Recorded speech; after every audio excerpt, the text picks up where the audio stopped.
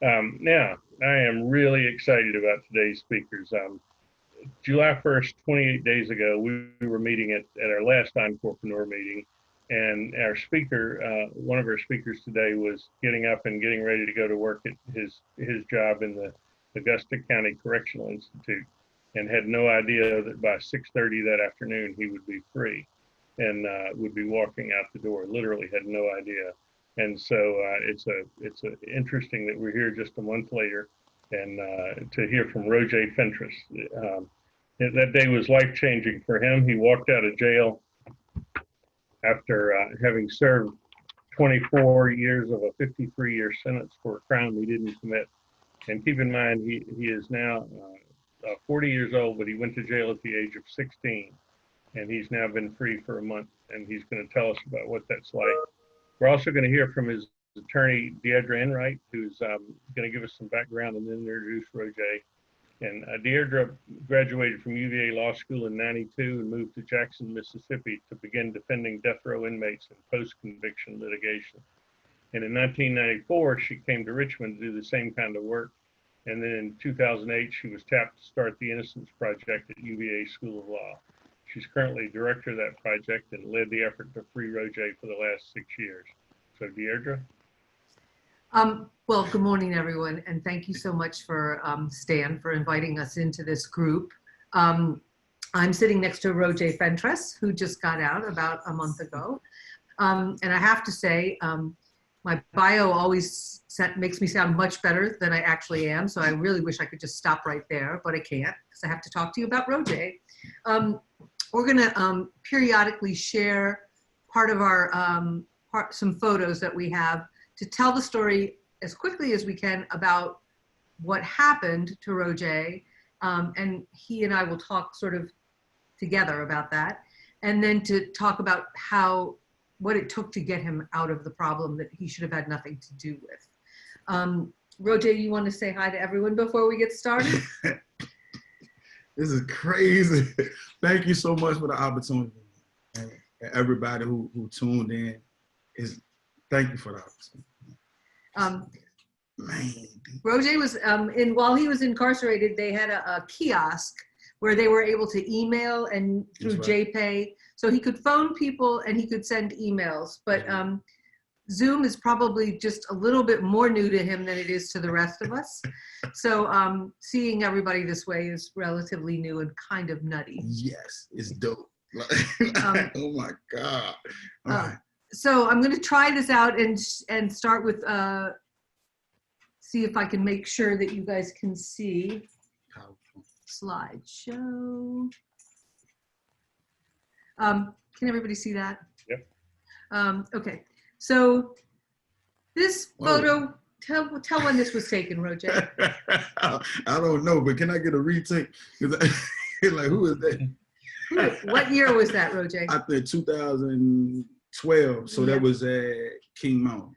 King Mountain Correctional Center. Yes, ma'am. Oh. Rojai, this photo is here simply because when he was 16 years old and he was picked up, one of the things that we always talk about when we're talking about his story is that he had very little criminal experience. He lived on the south side of Richmond. And one of the things that would have told them that maybe he wasn't who they thought he was that you had stolen a G.I. Joe? A couple G.I. Joes, sorry, back off. From Roses, remember Roses? Roses, yes. So like that was sort of the extent of his criminal history at that time. So you were registering for high school with your mom. That's right. In 1996. September 9th, 1996. And a detective. No, two patrol officers. Right. Took me into the office and told me that I was arrested for malicious wounding. And they held me until the detective came. And held you where? At the school? In the principal's office. In the principal's office. What? It's crazy. And the crime that had occurred that you knew nothing about was that there had been two white people, and who were headed to Midlothian village late one night to buy crack cocaine. A person who was there selling crack cocaine told the guy to come up into the breezeway because he was really intoxicated and being really loud. And then there was a fight over the drugs, and the victim tried to grab the drugs and the money, and then there was a gun, and there was I guess sort of a fight over, a scuffle, and the gun went off. The victim was shot but ran back to the car and was taken by the woman who was the driver to Chippenham Hospital. And he died relatively quickly. And then for a while, there was a detective who was trying to figure out who did this. I'm going to go back and find my photos. 1 second. And he was not known to you, yeah, at this time? He was not somebody that Rojai knew. Oh, we'll come back. This is Rojai's mom and sister. Can you introduce them, please? That's my sister on the left. Well, to my left, that's my sister Melissa Fentress and my mother Bessie Fentress.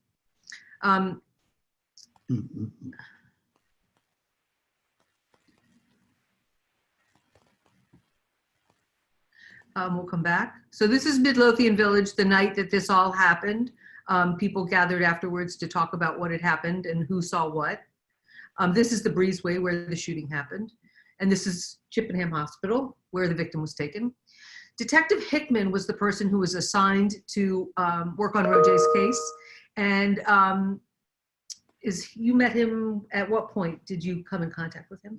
When I was at school, he came to the principal He was office one of the to take me to the precinct and then to the juvenile detention center. Mm-hmm. This is the high school where you were registering? No, I was going to Huguenot High School, and then I went to the Adult Learning Center on Lee Street. Right. I couldn't keep up at Huguenot. That's crazy too. And was this? No, that's most definitely not 1996 Richmond City Jail. I don't know what this is. Is this a mansion? This God. Was your prosecutor. Wow. Right? And then this was the judge on the south side. Wow. So anyhow, let me stop sharing. So at some point, damn. I'm trying to do this in order. You were not interrogated about the crime. And you were held where? In the principal's office. No. Once you were charged. At the juvenile detention center. It was they called it the old bird because it was the old Mecklenburg, and then they took us to the new one. They built it on Oliver Hill. But look, can I say something? Please talk. What I'm tripping off of is, okay, even my mother, the last time I physically saw my mother was 2008. And that photo came from Brad Zink and the news leader when he did the first story. So I just went to visit my mother yesterday or the day before yesterday, and their condition is is horrible. But we'll talk about that later. I haven't seen like Brian Winger since 1996. You know, like he done got and Judge Wilkinson. I forgot what they looked like until I saw these pictures. So it just everything, a lot of feelings and a lot of emotions just came back from seeing my mother, my sister, the judge, the prosecutor, you know, even Midlothian Village, because I forgot what it looked like. It's because it's been 25 years, and you just brought back a whole lot of feelings and emotions like at once. Like, that's crazy. Thank you. No. Yeah. Tell him, so you got a lawyer, your mom got you a lawyer? Yes, his name was Theodore Tundrowski. And how did they find him? Well, I don't know if somebody referred him from his law firm. I think that's what it was. A guy named David Peoples. His mother named Mary Peoples had retained an attorney that ended up getting disbarred or something, right? He gone now, but anyway, but from that particular law firm. And at the time, we were trying to, she was trying to get Joe Morrissey, I believe, and we didn't have the financial means. Like, everybody contributed to raise like $5,000 for an attorney, and that's what we came up with. You know, I saw him like one time or twice, What were the 2 times you saw your lawyer? When they retained him, and then Like he came to the jail? he came to the jail, to the juvenile jail at the Richmond, because by that time I was at the Richmond City Jail, because my initial attorney was Frank LaRupa from he was a public defender, and they waited until like the grand jury, he did that part, and then they retained Theodore Tendrowski, and trial was scheduled for January the 20th, I think, or the 19th, the initial one. And he had came to see me to let me know that he was representing me. And then I saw him again doing the motion and limine. The motion in limine. All right, that's when the second time I seen him, and then trial. Because the motion in limine was on March the 11th, and then I seen him March the 12th for trial. Mm-hmm. And you were offered pleas. Okay, on the night when he first came to see me, in between that and the motion in limine, they offered me 20 years, 18, I want to say 15 or 12. I can't. It's 20, 18, 12, 8, and then 5. And in a matter of minutes, like he left, came back, left, came back, left, came back. And he was like, "You sure you don't want to take the 5? And I was like, "I didn't do it." He told me that it didn't matter. You know, I didn't really understand that then, like, because there's so many different ways that you can plea bargain or, you know, but he said it didn't matter. And then he went out, asked my mother, "Are you ready?" And put her on the stand. Like they started the trial. So the evidence against Rojai literally was the woman who was the driver of the car where the man came back to get in the car and she took him to Chippenham. And she basically testified that it was Rojai. She just identified him in court. She had not seen lineups before. So this was the first time she had eyes on him, supposedly since the crime occurred. She said that she had been with the victim at a club, Shamus, were they at Shamus on the south side, that they had left there, had driven around, and then went to Midlothian Village. She said she'd only had a couple beers, 2 or 3 beers. She said she wasn't intoxicated, and she said she had never identified anybody else. And the trial lasted about an hour. If that, right. It was extremely. I'm talking about the voir dire, when they picked the jury members, then you know they ask you how you plead, and then they put on the trial because the only evidence that was my mother. And their only evidence was her, Detective Hickman. And they just was. And what did Detective Hickman testify to? He testified to that the woman wasn't intoxicated, and that he had given her a photo array to check from, and she wasn't able to identify anyone. Mm-hmm. So, and then you were convicted. Yes. And was that shocking to you, or did you sort of see that coming once you were in the room during the trial? No, I fainted. I remember I remember the bailiff picking me up off the floor. That was when they said when they came back with that verdict. It was, man. How long did it take them? I'm not sure. Because all of that was within the 45 minutes to an hour range. It was quick. Mm-hmm. It was quick. And like I remember the bailiff like, ho, and picking me up. And we found the defendant guilty. And I just dropped. Then began a long time where you were just not represented, right? No, because you had your direct appeal. Yeah, and Theodore Tendrowski had gave it to Maureen White, who was on his law firm, and they had like a motion. Appeal was granted type thing where they was giving oral arguments. So I had hope in that, and then they did the Baker claim thing. She had filed the parental notification where they were supposed to notify my biological father, Roger Hunt, who was currently incarcerated at the Richmond City Jail, but I didn't know where he was, and he was saying that he was supposed to be notified of me being transferred as a juvenile to adult court, and they didn't do that. So Maureen White it was precedent cases, Baker versus Commonwealth, I believe, and she had filed that, and then that was it. Then it was a whole bunch of motion to vacates and the jailhouse lawyers, like, you know. And so how many different prisons did you have to go? Oh my Can you God. name the prisons that you were at? All right, this is gonna take a while. All right, Southampton Receiving, Brunswick, Sussex One State Prison, Red Onion State Prison, Wallace Ridge State Prison, Lawrenceville Correctional Center, King Mountain Correctional Center, Pocahontas Correctional Center, Wallace Ridge Correctional Center, King Mountain Correctional Center, and then Augusta Correctional Center, which was the institution that I said that I would walk out those gates. And I walked out those gates. That's the Augusta. Yes. This is why you do this work, by the way, for everyone who's wondering what they should do with their time. This is totally worth it. So how many years was it before you met DeAnthony Doe? It was 2014. So 14, 16 years. 16 years before. So Rojai gets transferred all around, unrepresented. And then he is at King Mountain and meets for the first time, I think, DeAnthony Doe. this gentleman. Yep, that's boss. James DeAnthony Doe. And tell us about meeting him. Well, everybody from Richmond pretty much know people from Richmond. And prison is broken down into like, where you from? Northern Virginia guys, DC, that's the DC guys.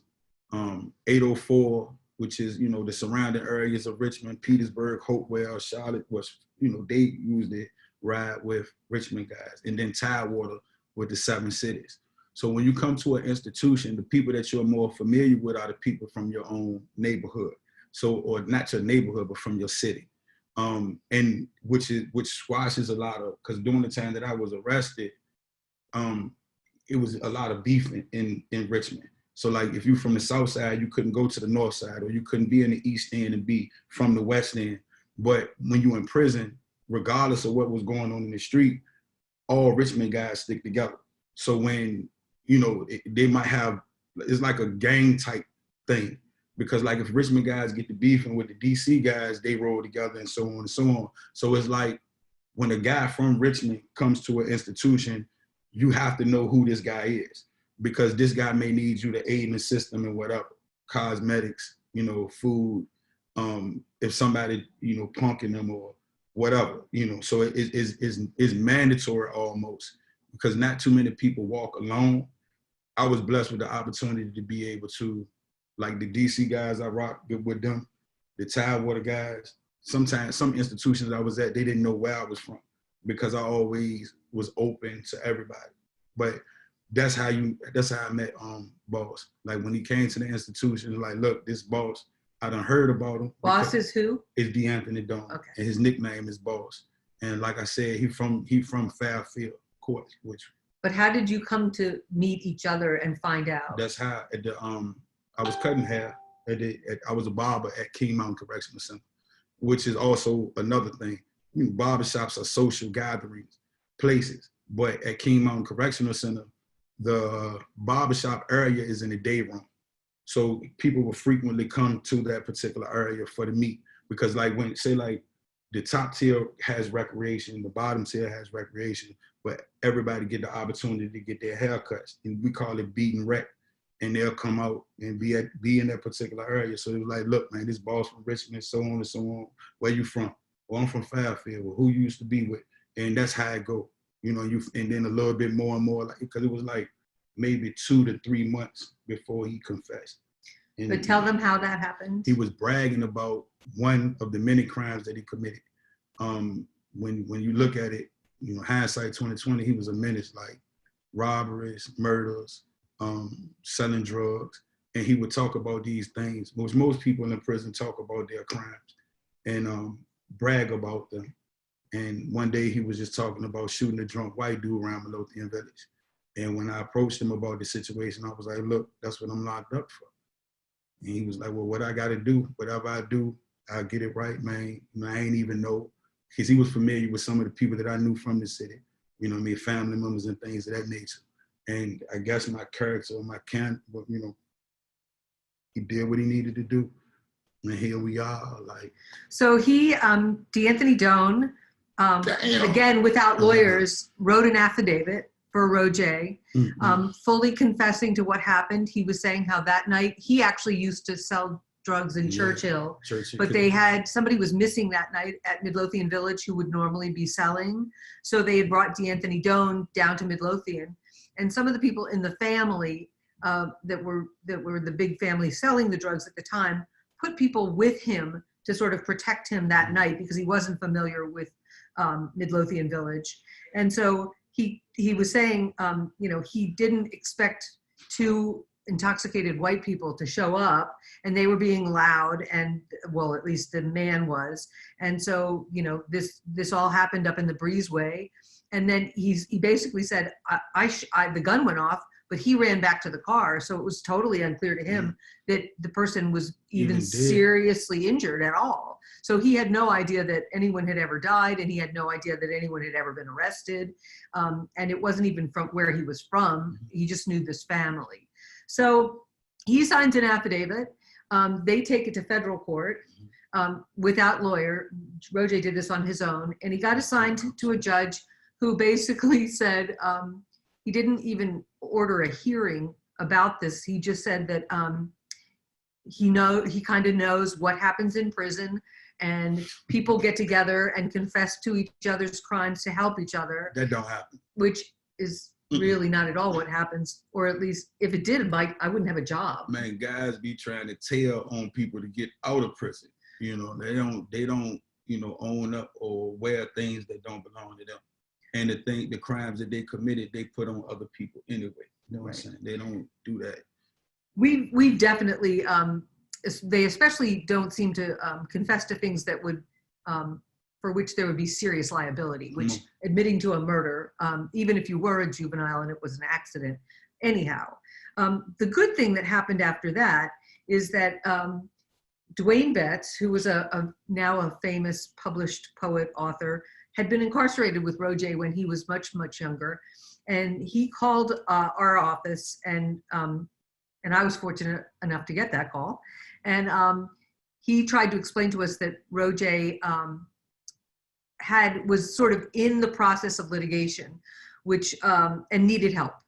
And we said that's the only occasion on which we can sort of let somebody jump the line of our queue of over 600. It was 1,200 then. Yeah, it was 1,200 right then. And so we said we would try and see what we could do. And in the course of that, the Attorney General filed responsive pleadings and sent audio tapes and videotapes. And those were things that Rojai's lawyer had never seen before.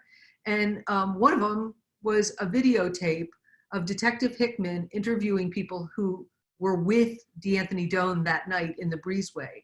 And he basically said to them, if you don't give me a name here, it's going to be you. You're going to be charged.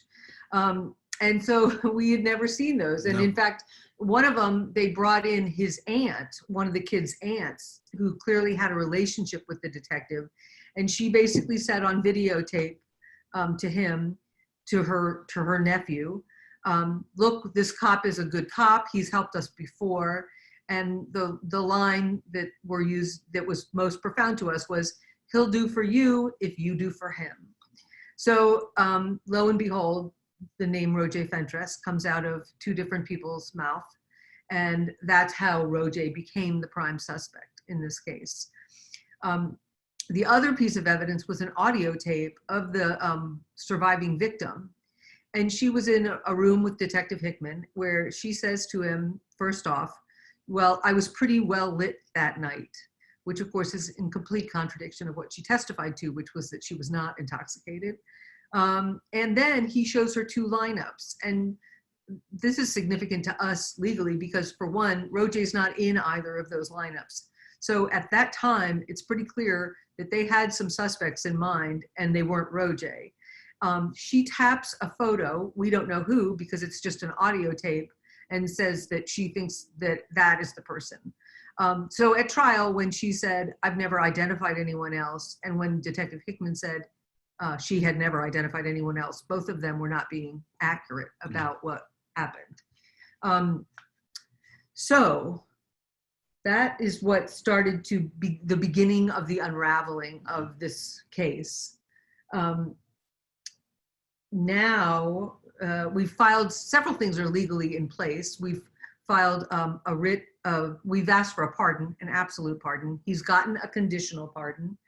We're going to continue to supplement that. We will, he'll have a writ of actual innocence. We've talked to some of the jurors, and of course, some of them have read what we've put together a notebook for them of the new evidence, and some of them have said that they would not have voted the way they did had they known this. And Brian Wenger, the prosecutor, wrote a letter basically saying that, you know, Rojai should be out. If he's innocent, he should be out, of course, and if he's guilty, he should be out because he served over 20 years. So we have the support of a prosecutor as well, which is always helpful to courts and parole boards. Now, this is amazing. Feel free to ask us questions. This zone is amazing. And I promise to talk less than Rojai. Well, I'll start with Rojai first. One of the questions that came up, Rojai, is what do you, are there any regrets that you have about not taking those plea bargains that were offered? See, like, technically, I'm gonna tell you something, because I heard of something called an alpha plea. Well, I could have took the plea, but I still maintained my innocence, and I would have been able to fight another day. But it would have gave me an opportunity to live my life, whatever would have been left of it, as being, you know, being convicted of first-degree murder or whatever degree of murder and having a felon, which would have been hard for me. In hindsight, it seemed like the worst thing that ever happened to me turned out to be the best thing that happened to me, because I was able to meet people along this journey, you know, both, you know, like this. I'm on Zoom, right, with you, okay? This would have never happened. And like, you know, I'm gonna speak further about, you know, the situation with my mother and my sister, a lot of relatives, a lot of friends and family that are drug addicts. They're dead or they're in prison with football numbers.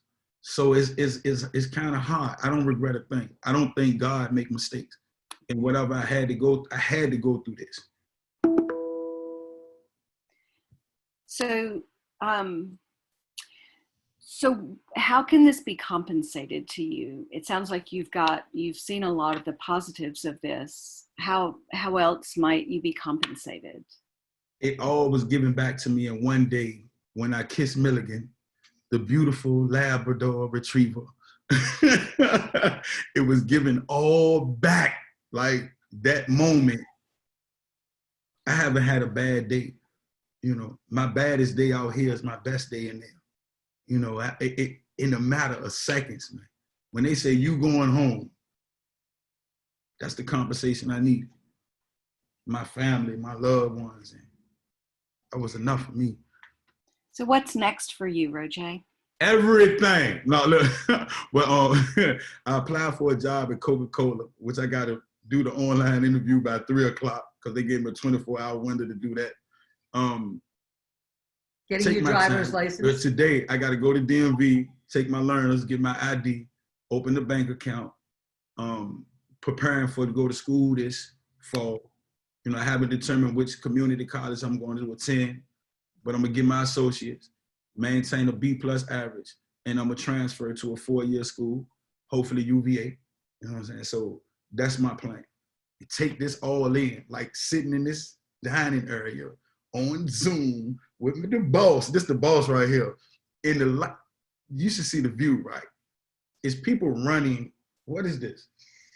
He's watching out my kitchen window, and there's all the walkers and runners, the pandemic crowd that. And look, ain't no body shaming going on around here. These people, they like Abercrombie and Fitch models. All of them. They be running up and down. They got these little dogs and stuff, but it is beautiful. So I got it all back in one day. So I just have to, you know, after Rojai is so positive and effusive and wonderful, I have to say, I'm not satisfied with what has happened at all. And I feel like this part of what happens in all of our cases is exactly this, right? People refuse pleas. Often innocent people refuse pleas because they believe that there will be justice at trial, and that the truth will come out. And like all the things that happened in this case, had they known them at trial, had they known what the victim had said on tape, had they known what was gone on in those rooms, none of this would have happened. And it seems like there's a very clear fix to me for things like this, like for the process. Like if we had better open file in court, then this wouldn't have happened. And if we know that police officer has a 72-page disciplinary report about conduct, and we still haven't seen what that is. And those are the sort of things to me that I see and think, I wouldn't have a job if we would do the right things in court and before court. So, and of course, I believe that after somebody's been incarcerated for 20 whatever years, the Commonwealth has to do something about that. But Rojai, and thanks to you all, I have to say too, after I talked to Stan, we found Sarah Scarborough, who's been, unbelievable. Real life. We've talked to people at community credit unions who are willing to help him set up an account. And we found people who've donated computers and a bike, and Sarah's helping, and we're finding jobs. Like, it's what you all are doing is, more than I could ever do. The question came up, you were talking about just a quick question, talking about the challenges in the first trial. What about the appellate system? It seems like this broke down more than once. So from my understanding, the appeals court in Virginia, or the Commonwealth of Virginia, is like the circuit itself. The Fourth Circuit is like one that they say conservative circuits. And, mind you, this was a white man in 1996. This was the tough on crime, the truth in sentencing. This was the super predator. This was that era, this was that particular time where justice wasn't necessarily favorable to people of color anyway, which it was like, I don't even know how to explain that further. Like this. One of the detectives that talked to us while we were trying to reinvestigate this case, we had one of the people who testified, the other person who testified against Rojai was a police officer who said that Rojai had been on a keep-away list at Midlothian Village. And I went to try and find the keep-away list. And those police officers who had worked at Midlothian and knew Detective Hickman went and got me the keep-away photos. And of course, Rojai wasn't among them. And I was trying to explain his circumstances and saying, could you help me? Could you guys help me? Because Detective Hickman won't talk to me. And they said, we can tell you this. Back in '96 in Southside Richmond, they said we were, I think the phrase was, casting too wide a net. And they said, well, we don't know whether your guy was wrongfully convicted or incarcerated. We certainly don't have trouble believing that. Right. And that was a surprising answer to me coming from law enforcement, right? That they were just saying that was a terrible time and we were doing some stuff and we cast a wide net. And really what his case speaks of is a total lack of scrutiny, right? So he has a trial that lasts an hour. He has a direct appeal that's denied.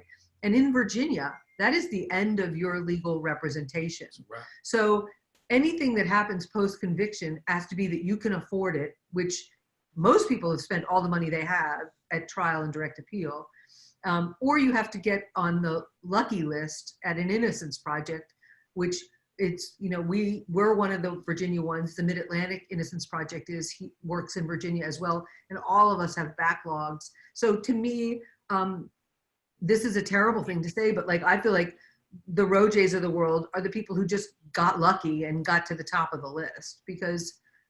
And there's no, we're not part of the we're not part of the justice system. We're totally separate.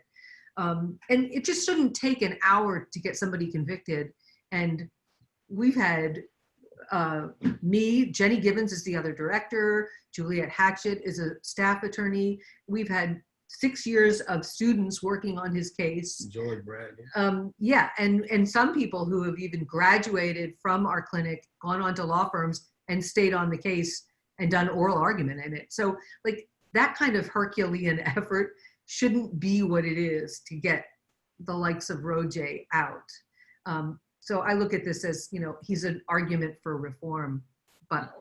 And George Bradley. Go ahead, Rojai. No, go ahead. No, I was just going to, I wanted to say that I'd like to, there are tons of questions out there. People are very curious about this, but we don't have time to ask all of them. But one thing I do want you to know, Rojai, is that in the chat, there have been so many messages of support, and I'll just read one just to give you an example, and we'll copy the chat and get it to you to make sure that you can have access to all of these. But Catherine wrote, what an amazing outlook on life. No bitterness, just gratefulness. Rojai, God clearly has a plan for you. Stay positive and strong. You are amazing. We'll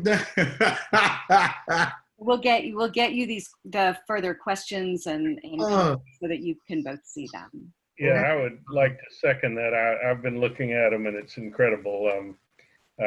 You have an amazing perspective. You're a blessing to the world and our city. Your grateful heart and faith are amazing. And my favorite is Wahoo Wah. Go Who's, baby. Go Who. Talk about that fish. So I think we're getting pretty close here, and as Lynn Ellen said, we will send this chat. The video will be available, and you'll be able to see the chat. And I really hope you'll read it. It's really incredible what people are thinking. A couple of things. Deidre mentioned Sarah Scarborough. If some of you may remember, she spoke to our group a couple of years ago. She was doing a program in the Richmond City Jail. And it was a wonderfully received program, and she's now moved out and she's doing it out in the general community called Real Life. We're actually thinking about having Sarah come back and speak to us at some point in the relatively near future. If Sarah, if you could just say something so we'll see you if you're there. Stan, she might not be able to unmute herself, and okay. Well, anyway, we will bring you Sarah in the near future. All right. And second, Deidre, you mentioned something that you had some interaction with Shannon Taylor. I think Shannon Taylor is the Commonwealth's attorney from Henrico County, and I would like to get Shannon's perspective on this, if we could, just for a minute, and see if she has a question or a comment. Can you unmute Shannon? Just give me a minute. Okay. There we go. Sorry for my appearance. I told Stan that I was going to be working out before this 8 o'clock hearing, but Mr. Fentress, I want you to know that I started off my career in the city of Richmond in the juvenile court, March of 1996. So I was in that office when this all was going on. I was probably very young and too naive to be paying attention, but Brian is a friend of mine, was my law school classmate. But I will say that particularly back then in 1996 in the city, as you all described, Midlothian Village was definitely a hot spot. We were having the highest homicide rate from 1994 in the city, and the desire to solve crimes was really just at a fever pitch back then. And so what I know that after being in criminal law now for 25 years, first of all, I don't know what I would do as a prosecutor and as a human being without people like Deidre who are committed to these innocent projects. Whether it be the UVA Innocent Project, whether it be the one at University of Richmond with my good friend Mary Tate, it is unfortunate that we have to have these programs. And what we know now is certainly so much more than we knew back in 25 years ago. And Mr. Fentress hit the nail on the head. I mean, remember what the time was. Remember, it was the tough on crime. It was, drugs, the war on drugs. And no one was thinking enough about constitutional rights. Mm-hmm. And what we know today is that the process is flawed, and people like myself who are committed in trying to make the system better. That's right.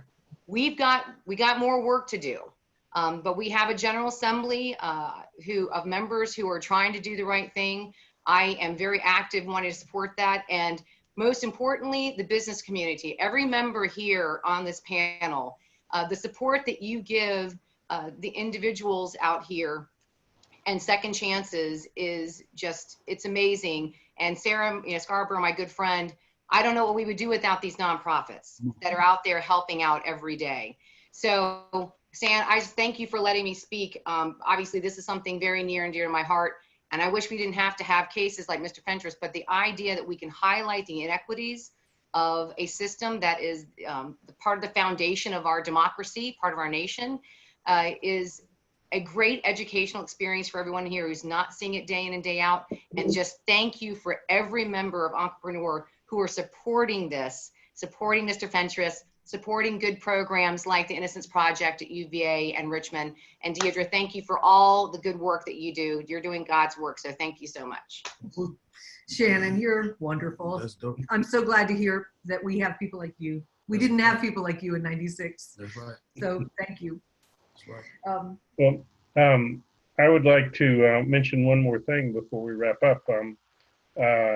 Rojai has a GoFundMe page, which is some people are supporting, and it's, as I understand from Deidre, it's doing very well. But he has a lot of catching up to do, from automobiles to tuition to new apartments and new living and so forth. And we got to get him some of those Abercrombie and Fitch clothes so he can jog with everybody else.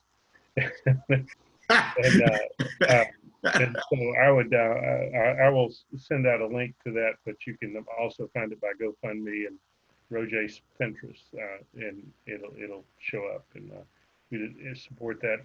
Rojai, I'll say there are some other people that have said that have put their names in and said in their phone numbers and suggested that you call them. We'll share all those with you. And Yes. And I think we'd like to have you back in a year or so and tell us how things are going for you, and Yes. and we'll have you at a tailgate in a couple of years at UVA. Yeah. Thank you very much, everyone. Thank you, Deidre. Thank you, Rojai. And we will talk to you again real soon, I hope. And we'll see you in August. The rest of the Entrepreneur people. We'll stay tuned. We'll let you know who's next. Stan and Lynn and everybody, thank you so much. This was wonderful.